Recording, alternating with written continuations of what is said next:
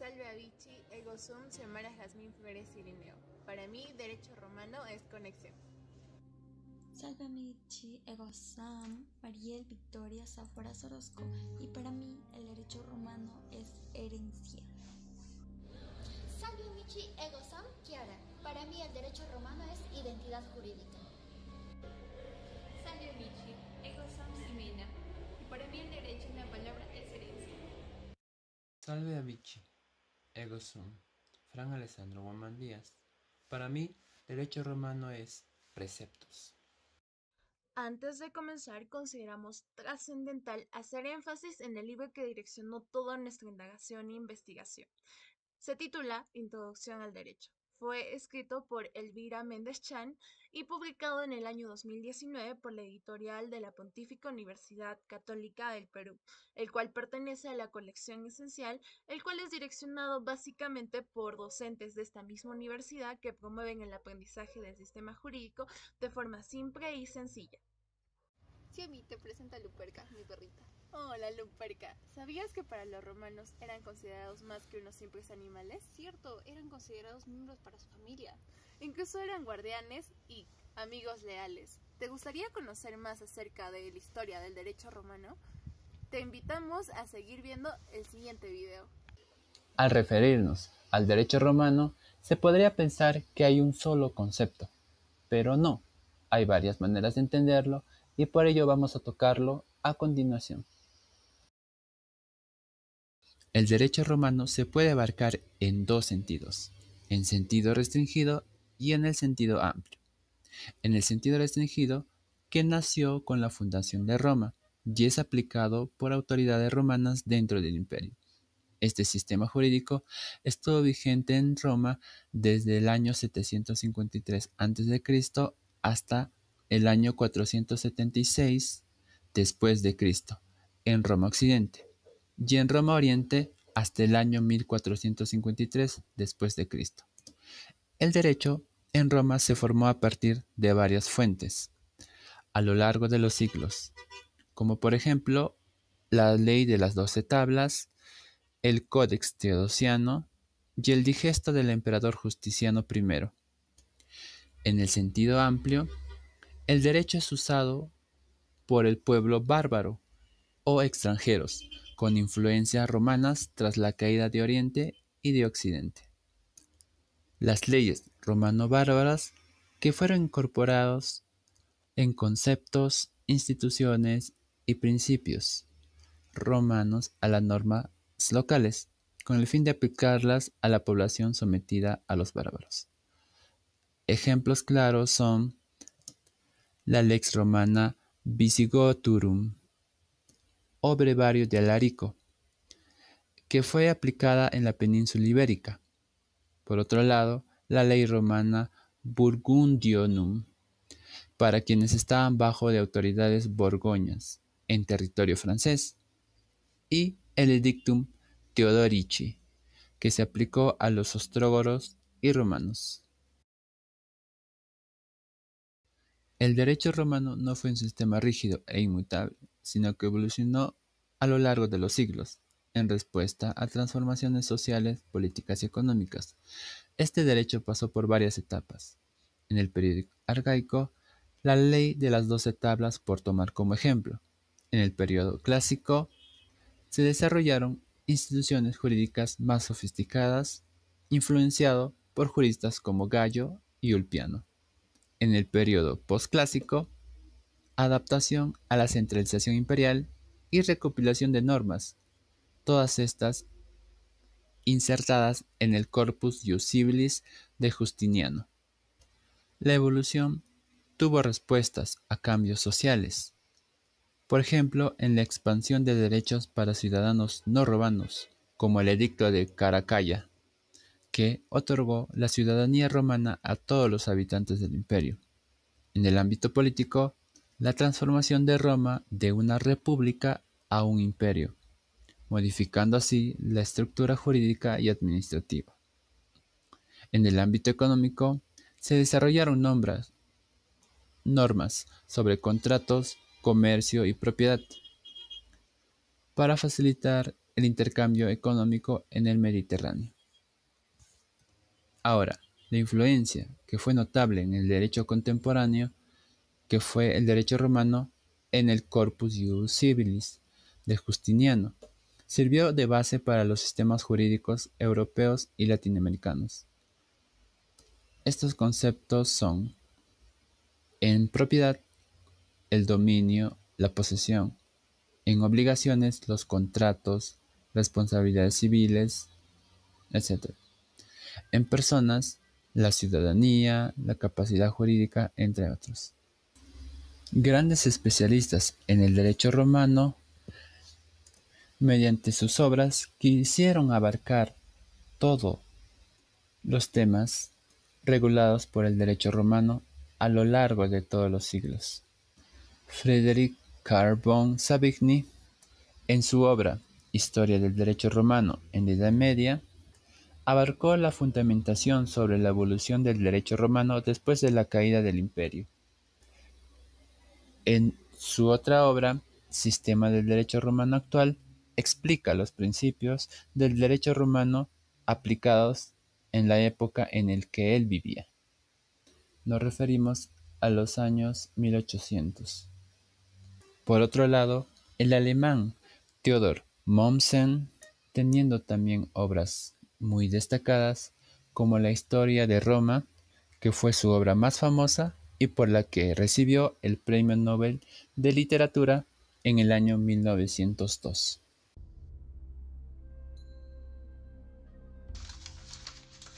El derecho romano es la base del derecho moderno y sus fuentes se perdieron. Leyes, códigos y jurisprudencia, así como el digesto de Justiniano, se perdieron o fueron modificados por compiladores. Aún así, el Corpus Iuris Civilis sigue teniendo trascendencia e influyen en las leyes de hoy en día. ¿Quieres saber más? Acompáñame. Bueno, para comenzar, ¿qué son las fuentes? En el derecho romano, las fuentes son los medios a través de los cuales se creaban las normas. Estas se van a dividir en dos categorías: las fuentes no escritas. Dentro de ellas se encuentra la costumbre basada en las prácticas sociales arraigadas y decisiones de los órganos convencionados de los comicios, que en ese entonces eran asambleas populares. Y las fuentes escritas, como leyes, como la ley de las 12 tablas, del periodo 451-450 a.C., que por cierto es el primer código escrito en Roma. Jurisprudencial y constituciones imperiales, ¿no? Edictos, mandatos y decretos emitidos por los emperadores.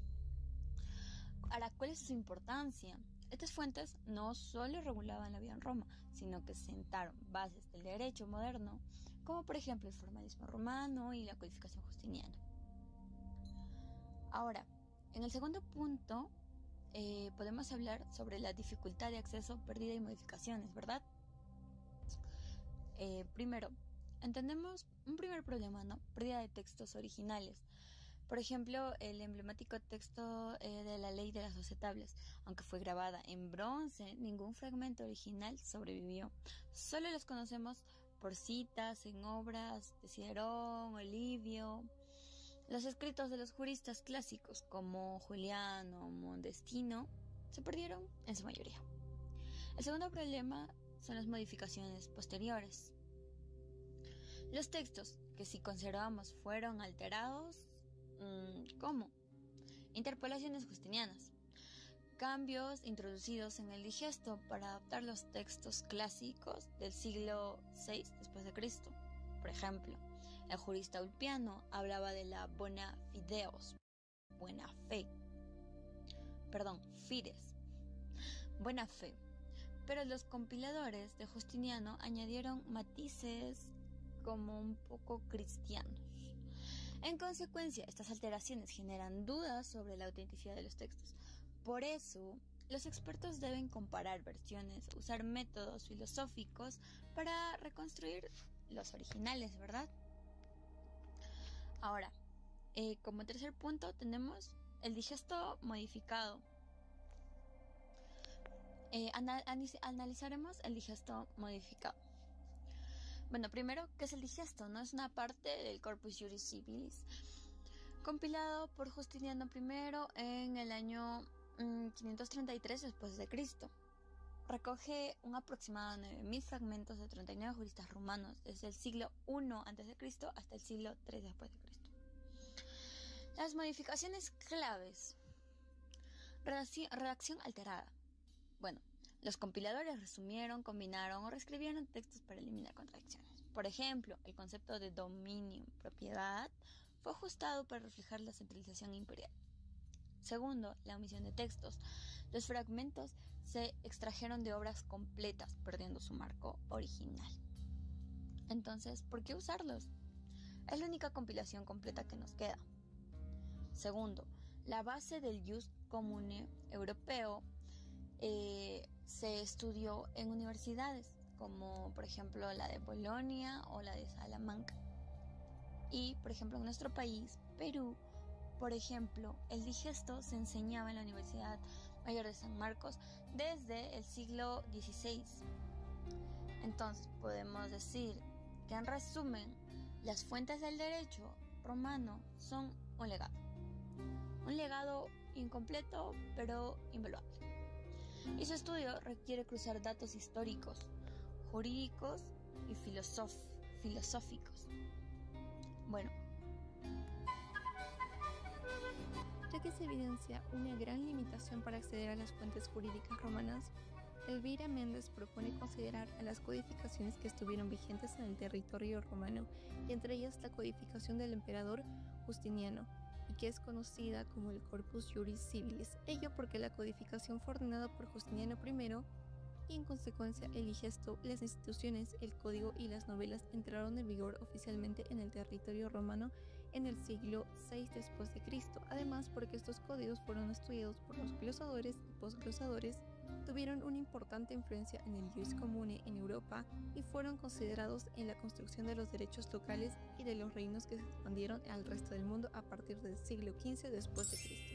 Posteriormente, el derecho romano justinianeo fue recibido en distintos territorios como parte de la acción colonizadora. En el año 529, el emperador Justiniano inicia un ambicioso proyecto: recopilar todo el derecho clásico romano, el Iuris Vetus. Antes de compilar, resuelve disputas entre las escuelas jurídicas sabiniana y proculeyana mediante la 50 decisiones que zanjan estas diferencias.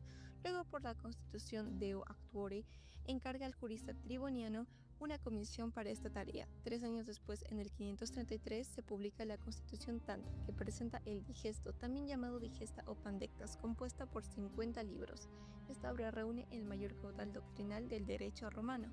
Al mismo tiempo, Triboniano, Teófilo y Doroteo redactan las instituciones, un manual de enseñanza inspirado en Gallo, promulgado mediante la Constitución Imperatoriam Majestatis. Está dividido en 4 libros sobre personas, propiedad, sucesiones, contratos, delitos y acciones judiciales, que tuvo valor tanto pedagógico como normativo. Más adelante se forma un nuevo código con el Codex Repetitae Praelectionis, promulgado en 534. Contiene 12 libros sobre el derecho eclesiástico, privado, penal, administrativo y público. En solo 6 años, Justiniano consolidó el derecho romano en un sistema ordenado, pero su labor siguió con nuevas leyes. Las novelas, que introducían reformas religiosas, administrativas y privadas y se recopilaron en colecciones como el Epitome Filiani y el Authenticum. Estas 4 obras, instituciones, digesto, código y novelas, formarán desde el siglo XVI el Corpus Juris Civilis, título dado por Dionisio Godofredo para distinguirlo del derecho canónico. Justiniano no solo quiso preservar el pasado, sino adaptarlo a su época. Por eso autorizó modificaciones en los textos llamadas interpolaciones para que el derecho respondiera a las necesidades sociales de su tiempo, así como también a lo largo de los años se ven distintas modificaciones. En ese sentido, el Corpus Juris Civilis es clave porque muchos principios que usamos hoy nacen allí. Por ejemplo, la figura del contrato consensual, el enriquecimiento sin causa, la acción reivindicatoria para reclamar la propiedad o la distinción entre posesión y propiedad. También introdujo ideas como la buena fe contractual y la responsabilidad civil por daños fundamentales en los códigos civiles modernos de Europa y América Latina. Su sistematización sirvió como modelo para construir el derecho civil en países como Alemania, Francia, Italia y también influyó en América Latina. En el Perú, el Corpus Juris Civilis se estudió desde la colonia en universidades como San Marcos y San Cristóbal de Moramanga, donde se analizaban el digesto y las instituciones. Esto formó a juristas criollos en derecho romano y su influencia continuó en los códigos civiles de 1852, 36 y también en 1984, que conservan estructuras y conceptos romanos, por ejemplo el uso del término obligación, la clasificación de bienes y la transmisión hereditaria. Incluso hoy la enseñanza del derecho civil en facultades peruanas parte de esta tradición romana.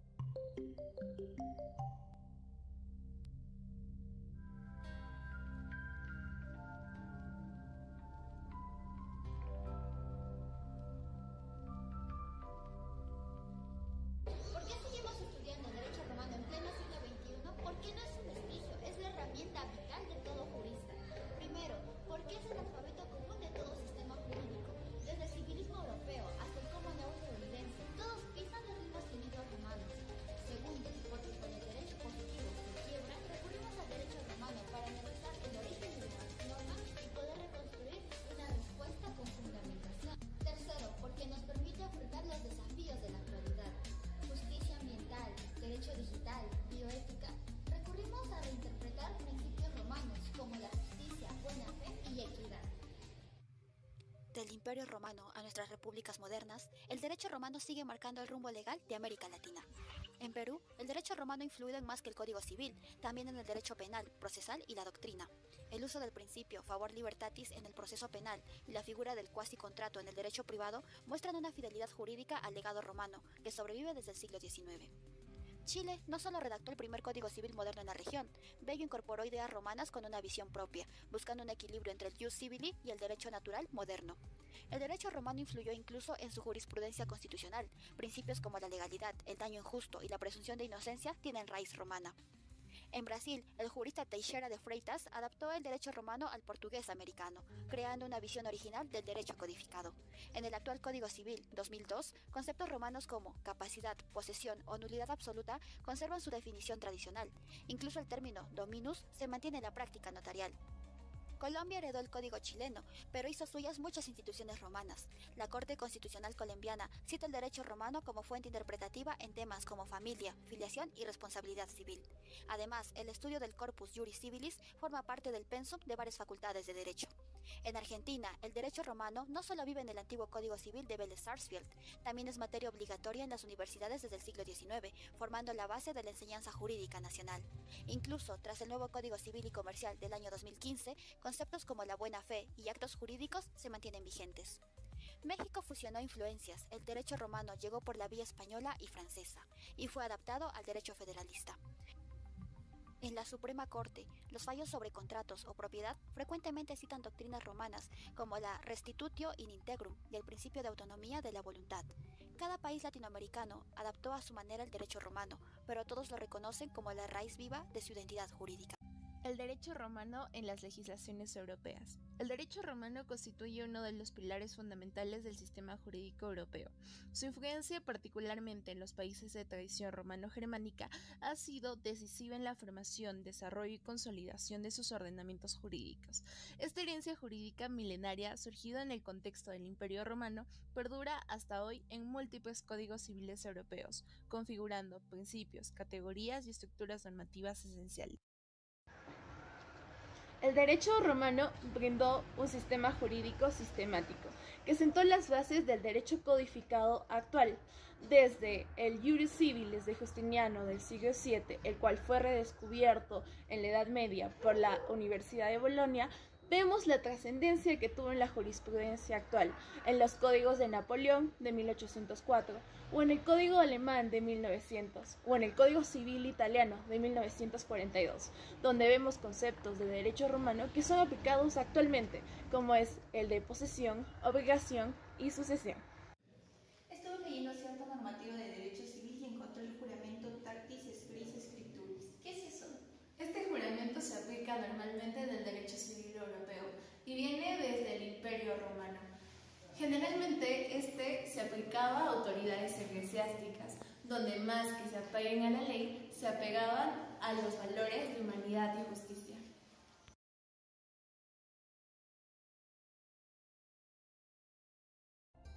¿Para qué es importante conocer el derecho romano en el ámbito jurista?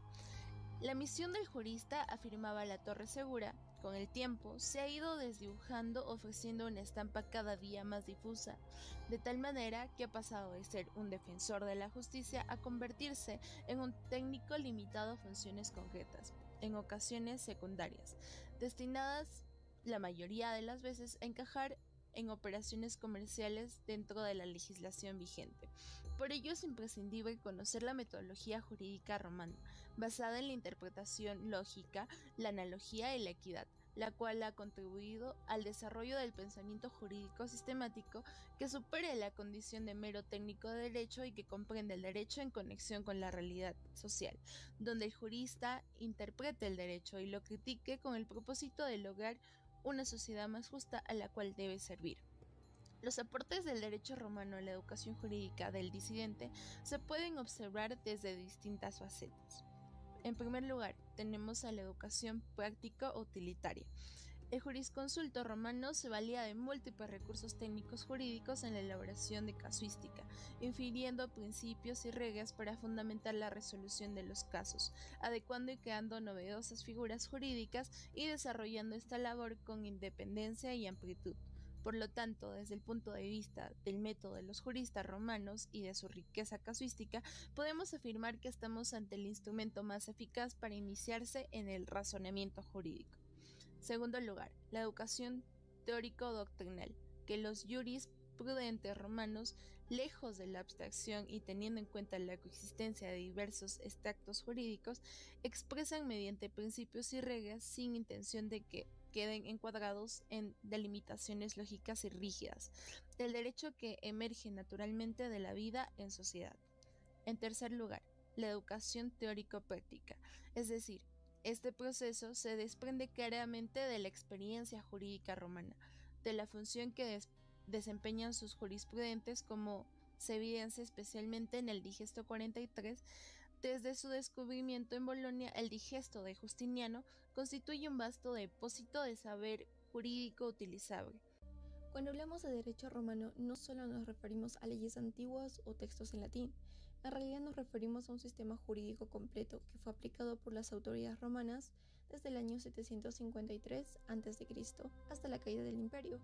En este caso nos enfocamos en su sentido restringido, especialmente en una de sus codificaciones más importantes, el Corpus Juris Civilis.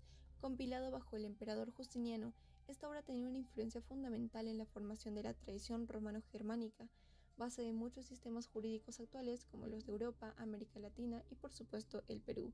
Aunque comúnmente se piensa que el derecho romano se centraba solo en relaciones privadas, lo cierto es que también abarcó aspectos del derecho público, como por ejemplo normas constitucionales que limitaban el poder del imperium, sanciones penales como las del crimen de peculado o adulterio, reglas administrativas para la organización del gobierno, normas tributarias para el cobro de impuestos y acuerdos con otros pueblos a través de la Ius Fetiale. Todo esto demuestra que Roma no solo creó leyes, sino que desarrolló un verdadero sistema jurídico integral. Ahora bien, ¿por qué seguimos estudiando el derecho romano si el mundo ha cambiado tanto? Porque es como la raíz de un árbol. Aunque las ramas se extiendan en distintas direcciones, todas se alimentan de esa base. Esta raíz ha nutrido conceptos como la propiedad, la obligación de la persona jurídica, que hoy siguen presentes en nuestros códigos. Además, estudiar derecho nos permite tres cosas esenciales. Primero, entender el origen común de muchos ordenamientos jurídicos actuales. Segundo, criticar de manera sólida el derecho positivo, sobre todo cuando hay rupturas de coherencia o fallas estructurales. Y tercero, construir soluciones jurídicas consistentes para los desafíos actuales. Y sí, aunque en Roma no se hablaba de trasplantes, inteligencia artificial o criptomonedas, muchos de sus principios siguen ayudándonos a interpretar estas nuevas realidades con base y criterio. Eso sí, es fundamental evitar errores anacrónicos. No todo término en latín viene del derecho romano. Por ejemplo, palabras como specificatio no están en las fuentes clásicas y status no significaba estado como lo entendemos hoy, sino simplemente condición o situación jurídica. En cambio, sí existían ideas como la res publicae y el populus romanus, ya que reflejaban una conciencia colectiva sobre lo público. Por otro lado, no hay que olvidar que el derecho romano se expandió más allá de las fronteras de Roma. primero por medio de las guerras de conquista y luego a través del colonialismo europeo. Así se convirtió en la base jurídica común de numerosos estados modernos que aun con sus diferencias siguen compartiendo ese legado jurídico. En resumen, el derecho romano no es solo una antigüedad que memorizamos para un examen, es una herramienta viva y una tradición jurídica que sigue nutriendo el presente. Estudiarlo es fundamental para entender de dónde viene nuestro derecho, cómo se ha transformado y hacia dónde puede ir, porque un árbol sin raíz no puede crecer y un derecho sin memoria tampoco.